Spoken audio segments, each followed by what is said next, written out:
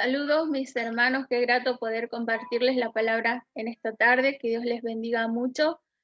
Y vamos a comenzar recordando una petición de oración que recibíamos en meses anteriores, en el año 2020, cuando dos países que tienen un conflicto histórico estaban a punto de entrar nuevamente en guerra, y se trata de Armenia y Azerbaiyán. Estos dos países se disputan un territorio que se llama Nagorno-Karabaj y que se encuentra en el Cáucaso. Es un territorio que tiene mucha importancia por ser una ruta comercial y también por las riquezas que tiene. Y Armenia está apoyada por Rusia y Azerbaiyán está apoyada por los turcos. Al ser apoyado por los turcos, Azerbaiyán también en su mayoría son musulmanes y Armenia en su mayoría son cristianos. Pero este conflicto se suscitó hace mucho tiempo y esto generó que entre las culturas de esos dos países no se pudieran ni ver. Cuando yo enviaba la petición de oración, una persona me escribía y me decía: mi bisabuela escapó, pudo escapar del holocausto armenio, que fue similar al holocausto nazi, y en nuestro país llegaron muchos inmigrantes de esos lugares y conocen justamente la historia escapando de esta persecución. Y ella me contaba que su bisabuela y su abuela les habían transmitido a las generaciones que pudieran orar por el pueblo enemigo. Y también decían que los habían perdonado, pero mientras desde el otro lado se sentían situaciones contrarias de no poderse, como dijimos antes, ni llegar a verse o a cruzarse. Y en esos días estaba experimentando un estudio acerca del perdón y escudriñando la palabra y viendo tantas historias en la Biblia. He encontrado muchas historias acerca del perdón, pero hay una que me ha llamado muchísimo la atención y que también es muy conocida y que habla de un pueblo que había estado en conflicto y en contrariedad con otro.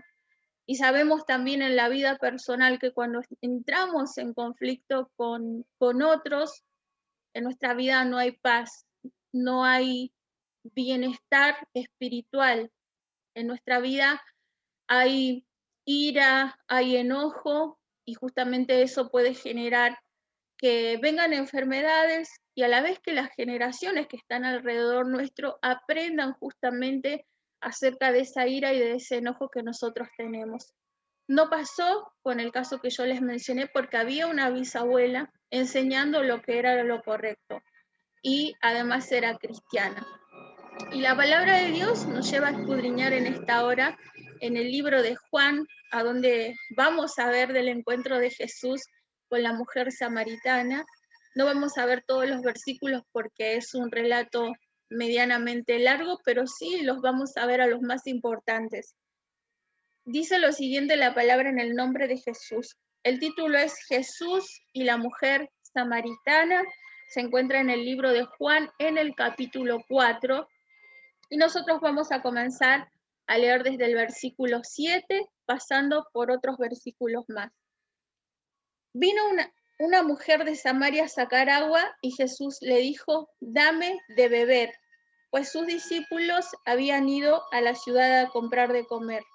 La mujer samaritana le dijo: ¿cómo tú, siendo judío, me pides a mí de beber, que soy mujer samaritana? Porque judíos y samaritanos no se tratan entre sí. Y hubiera dicho de otra forma, porque judíos y samaritanos no nos podemos ni ver. Pero el relato anteriormente, cuando comienza, dice que Jesús decidió ir por Samaria. Le era preciso pasar por ese lugar. Y era cierto que judíos y samaritanos no se podían ni ver desde tiempos históricos también, cuando el rey Salomón desobedeció a Dios y a causa de él las 12 tribus se dividen. Se dividen en el reino del norte y en el reino del sur. El reino del norte es Samaria, el reino del sur pertenece a Judá. El reino del norte es invadido por los asirios y conocían la palabra de Dios. pero cuando fueron invadidos por los asirios y llevados a Nínive, ellos se convirtieron además a las otras costumbres. Entonces, los que quedaron en el reino del sur, los judíos, que después fueron exiliados a Babilonia, los miraban con malos ojos, porque los judíos prácticamente se habían mantenido puros en su adoración a Jehová, a pesar de que siempre también estaba el tiempo de la apostasía, en donde cada pueblo seguía pecando, pecando y pecando, mientras Dios seguía perdonando. Pero en este caso, ellos no se podían ni ver por considerar que los samaritanos se habían mezclado con otras razas y también habían involucrado idolatría dentro de lo que es la adoración a Dios y otras costumbres más que la palabra no estaba de acuerdo con eso. A partir de ahí surge esta contraposición de ideas y también de rivalidades, en donde Judá adora en Jerusalén y los samaritanos intentan ir a adorar ahí, pero eran considerados impuros. Entonces ellos hacen su propio lugar de adoración en el monte Gerizim, y a partir de ahí también ellos se apartan los unos de los otros. Y así comienza esta rivalidad que lleva muchísimo tiempo hasta que llega este día en que Jesús va al pozo y se encuentra con la mujer samaritana. Esta mujer venía con esta carga de historia de haber escuchado tantas cosas que dice, pero judíos y samaritanos no se tratan entre sí. Entonces Jesús respondió y le dijo, si conocieras el don de Dios y quién es el que te dice, dame de beber, tú le pedirías y él te daría agua viva, como en alguna medida tratando de darle un mensaje subliminal de decirle a esta mujer, no sabes con quién estás hablando, porque seguramente las facciones de Jesús lo delataban que era judío.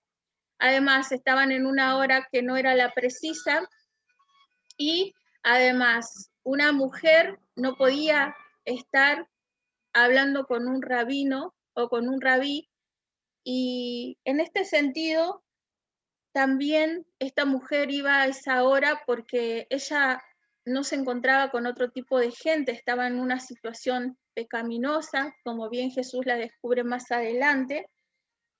Y cuando vemos el trasfondo de esto, Jesús hubiera tomado el otro camino y se hubiera ido por otro lugar, obedeciendo las tradiciones de esta rivalidad que se había generado.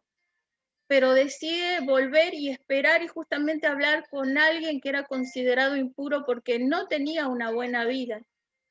Y esta mujer menciona también, la mujer quería justamente del agua que Jesús le podría dar para no tener sed jamás.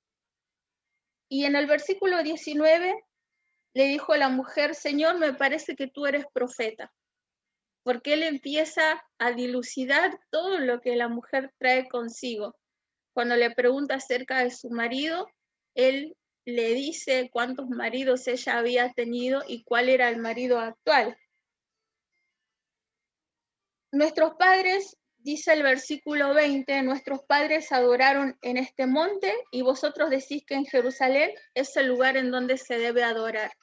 Y ahí está justamente marcando este conflicto que tenían entre judíos y samaritanos, en donde se adoraba a Dios. Los samaritanos adoraban en el monte Gerizim y los judíos adoraban en Jerusalén. Y muchas veces se decía que en el templo de Jerusalén los samaritanos a veces tiraban huesos de muertos para que ese lugar sea considerado impuro. Es decir, que cuando estamos enojados, estamos con rivalidades, hacemos lo que sea para molestar al otro, hacemos lo que sea para hacerlo quedar mal. Otra parte de la palabra menciona, por ejemplo, algo que me viene a la memoria ahora y que también entiendo por qué David tenía un corazón que era agradable a Dios, y era justamente esto de que él, cuando estuvo en la cueva junto a Saúl y tenía la oportunidad de quitarle la vida porque Saúl era su enemigo, no lo hizo. Lo perdonó y lo dejó ir, y eso me dio también mucho a entender por qué él era una persona agradable delante de los ojos de Dios. Porque cuando tenemos un enemigo y estamos en la vida común sin Jesucristo, lo primero que tendemos a hacer es hacerle mal a otro y cobrarnos el doble de lo que esta persona nos hizo, pero la palabra no lo dice de esta manera. Acá dice Jesús, en el versículo 22, vosotros adoráis lo que no sabéis, nosotros adoramos lo que sabemos porque la salvación viene de los judíos. En este sentido, porque el pueblo judío justamente es el pueblo elegido para la descendencia del Mesías. Y ahí él habla acerca de la verdadera adoración, pero pasemos al versículo 25. Le dijo la mujer, sé que ha de venir el Mesías llamado el Cristo. Cuando Él venga nos declarará todas las cosas. Jesús le dijo, yo soy el que habla contigo. Qué precioso de que esta mujer, a pesar de su circunstancia, tenía conocimiento y esperaba al Mesías. Y toda Samaria también esperaba al Mesías. Y dice en el versículo 27, en esto vinieron sus discípulos y se maravillaron de que hablaba con una mujer. Sin embargo, ninguno dijo, ¿qué preguntas o de qué hablas con ella? Entonces la mujer dejó su cántaro y se fue a la ciudad y dijo a los hombres, venid, ved a un hombre que me ha dicho todo cuanto he hecho, ¿no será el Cristo? Entonces salieron de la ciudad y vinieron a él. Y dice también la palabra que esta mujer, a través de los relatos que vemos y a través de lo que ella hizo cuando salió avisando a todos que se había encontrado con Jesucristo, fue la primera mujer que comenzó a predicar el Evangelio en Samaria, a predicar de Jesús, con quien se había encontrado, y descubrió ahí que él era el Mesías. Que a pesar de esta rivalidad, en ese momento él tomó otro camino que no era el tradicional para los judíos, se desvió y pudo entregarle el agua de vida eterna a esta mujer que estaba sedienta espiritualmente, pero con una carga histórica y cultural que justamente le había hecho cargar esa, no odio, sino una cierta reticencia a tener contacto con judíos. Pero Jesús rompe las barreras culturales, perdona, salva, liberta. Lo hizo también cuando fue elegido Barrabás en su lugar. Él estaba dispuesto, estaba disponible. Cuando fue a la cruz, él dijo, Padre, perdónalos porque no saben lo que hacen. Y así fue perdonando y reivindicando a cada persona. Y cuando realiza el gran mandato de Mateo 28:19, él dice, vayan por todo el mundo y prediquen el Evangelio, y también menciona, vayan por Jerusalén, Judea, Samaria y hasta lo último de la tierra. Y de esta manera, este lugar que había sido antes cuestionado por ser impuro, esta vez tiene derecho de venir también a conocer la verdad del Evangelio y poder ser partícipe del reino celestial. Así nosotros tenemos que romper nuestras rivalidades. Jesús menciona más adelante un buen samaritano que ayudó a otro que no era de su cultura, y a los samaritanos ni siquiera los judíos los podían nombrar, porque en ese relato él dice, ¿quién hizo la buena obra? Y ellos mencionan el que hizo misericordia, pero no dicen al samaritano, porque justamente se cuidaban de todas esas cosas, de no nombrar la palabra samaritano, de no encontrarse con ellos en el camino, de considerarlos impuros, de no dejarlos adorar en el templo en donde ellos estaban. Y así nosotros muchas veces también tenemos rivalidades con alguien y cambiamos de lugar o decimos ciertas cosas o hacemos ciertas otras que no son agradables delante de los ojos de Dios. Y tenemos que romper esas barreras. Con las generaciones que vienen, romper las barreras también para que el Evangelio pueda ser predicado en todo lugar y a toda persona sin distinción de razas, ni de riquezas, ni ningún otro tipo de diferencias. Por eso hoy nos gozamos, porque la palabra también dice que 70 veces 7 debemos perdonar. Y esto es maravilloso porque se imaginan lo que genera una situación de desobediencia y también algo que venimos cargando, una rivalidad con otro, no genera buenos resultados. Y eso puede caer en las diferentes generaciones en consecuencias negativas si no son cosas agradables a Dios. Cuando Jesús dio la sanidad a los 10 leprosos, solamente uno se volvió. Y ese que se volvió era samaritano y los otros se fueron. Entonces estaba queriendo decir algo también. Dentro de lo que considerábamos puro también habían situaciones que no eran agradables delante del Señor y entre lo que se consideraba impuro, ahí bajó el Señor para ir y para levantar y para restaurar y para vencer toda discordia, para perdonar los pecados y para renovar las vidas. Por eso hoy no nos quedemos callados, prediquemos esta palabra de salvación, de perdón, de vida eterna y antes de predicarla, que se haga efecto en nuestras vidas. Proclamemos la verdad del Evangelio, que eso es lo que nos tiene en pie y por eso es por lo que vivimos. Gracias a Dios por esta oportunidad. Les dejo este libro para que puedan leer el libro de Juan en el capítulo 4 y puedan ver la riqueza de este maravilloso relato.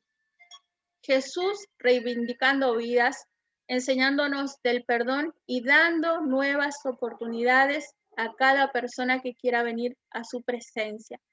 Si es la primera vez que escuchas esta palabra, te invitamos a que puedas entregar tu corazón a Cristo y vas a ver la diferencia.